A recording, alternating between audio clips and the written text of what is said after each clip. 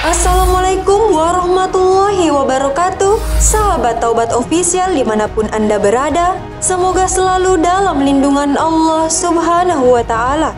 Setiap manusia pasti menginginkan rezeki yang lancar dan melimpah. Allah Subhanahu wa Ta'ala telah menggariskan rezeki kepada setiap umatnya. Namun, bukan berarti manusia cukup berpangku tangan saja, lalu rezeki akan datang sendiri. Ikhtiar menjemput rezeki adalah salah satu bagian dari usaha. Hal itu tergantung pada ikhtiar dan doa setiap umat Islam, sehingga sangat dianjurkan untuk mengimbangi usahanya dengan berikhtiar dalam doa dan amalan kebaikan. Tahukah kamu, ada banyak amalan pembuka agar manusia mendapatkan rezeki yang berkecukupan. Salah satunya dengan doa pembuka pintu rezeki yang dapat dibaca sebelum tidur. Lalu, manakah doa sebelum tidur yang dapat mendatangkan rezeki berkecukupan dan apa pendapat para ulama tentang ayat tersebut? Tonton video ini hingga akhir dan temukan jawabannya tentunya hanya di channel Taubat Official. Tapi sebelum lanjut, jangan lupa like, comment, and subscribe serta aktifkan lonceng notifikasi untuk mendukung channel ini agar tetap menyampaikan informasi Islam.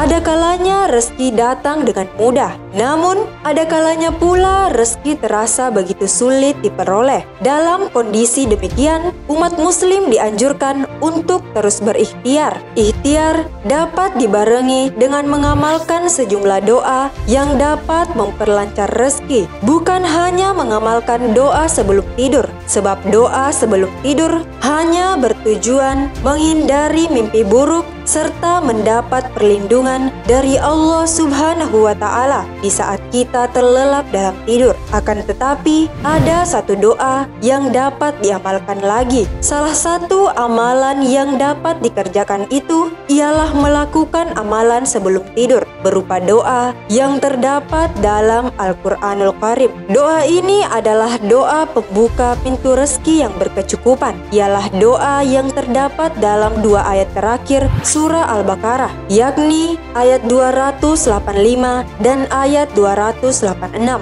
Umat muslim dianjurkan untuk membaca ayat tersebut satu kali sebelum tidur. Surah Al-Baqarah adalah surah yang diturunkan dalam beberapa periode. Surah ini juga merupakan surah pertama yang diturunkan di Madinah kecuali ayat 281. Karena keagungan dan statusnya, salah satu surah terpanjang dalam Al-Quran ini memiliki banyak keutamaan, khususnya pada dua ayat terakhir, yakni ayat 285 dan 286. Allah Subhanahu wa Ta'ala berfirman, yang artinya Rasul Muhammad beriman kepada apa yang diturunkan kepadanya Al-Quran dari Tuhannya. Demikian pula orang-orang yang beriman. Semua beriman kepada Allah, malaikat-malaikatnya, kitab-kitabnya, dan rasul-rasulnya. Mereka berkata, kami tidak membeda-bedakan seorang pun dari rasul-rasulnya. Dan mereka berkata, kami dengar dan kami taat. Ampunilah kami, ya Tuhan kami, dan kepadamu tempat kami kembali. Quran Surah Al-Baqarah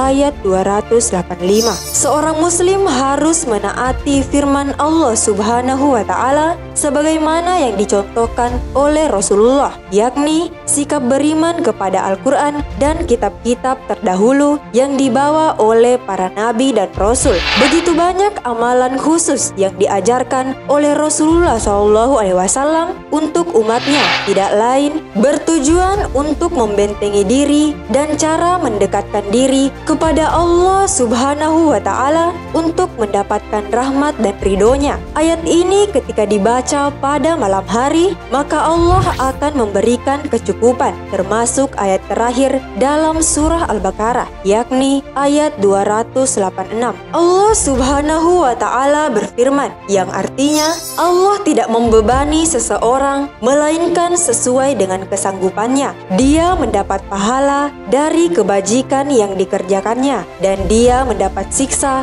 dari kejahatan yang diperbuatnya. Mereka berdoa, "Ya Tuhan kami, janganlah Engkau hukum kami jika kami lupa atau kami melakukan kesalahan. Ya Tuhan kami, janganlah Engkau bebani kami dengan beban yang berat, sebagaimana Engkau bebankan kepada orang-orang sebelum kami. Ya Tuhan kami, janganlah Engkau pikulkan kepada kami apa yang tidak sanggup kami memikulnya. Maafkanlah kami, ampunilah kami, dan rahmatilah kami. Engkaulah pelindung kami, maka tolonglah kami menghadapi orang-orang kafir." Quran Surah Al-Baqarah ayat 286. Siapapun yang membaca 2 ayat terakhir Surah Al-Baqarah di malam hari, maka ia akan dicukupkan dari kejahatan yang dibenci. Rasulullah SAW bersabda, "Siapa yang membaca 2 ayat terakhir dari Surah Al-Baqarah pada malam hari, maka ia akan diberi kecukupan." Hadis riwayat Bukhari dan Muslim. Arti tercukupi dalam hadis tersebut merupakan tercukupi semua keperluan dunia dan akhiratnya, serta terhindar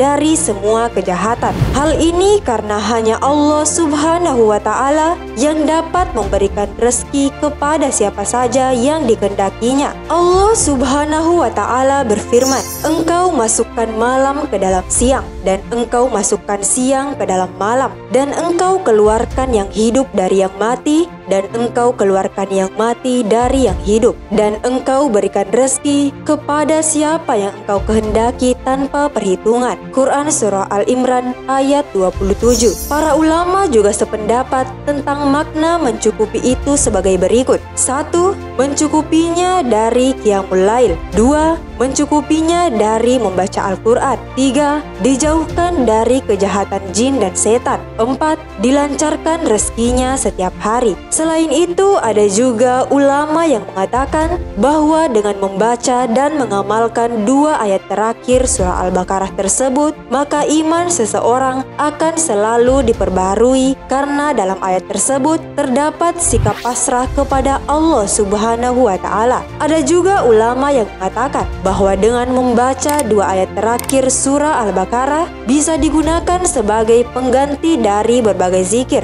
karena di dalamnya sudah terdapat doa untuk meminta kebaikan dunia dan akhirat. Hikmah lain dari 2 ayat tersebut ialah agar manusia selalu meminta pertolongan hanya kepada Allah Subhanahu wa Ta'ala agar tidak mendapatkan siksaan karena lupa ataupun keliru. Rasulullah SAW bersabda, "Sesungguhnya Allah memaafkan dari umatku ketika ia keliru, lupa atau dipaksa." Hadis riwayat Ibnu Majah.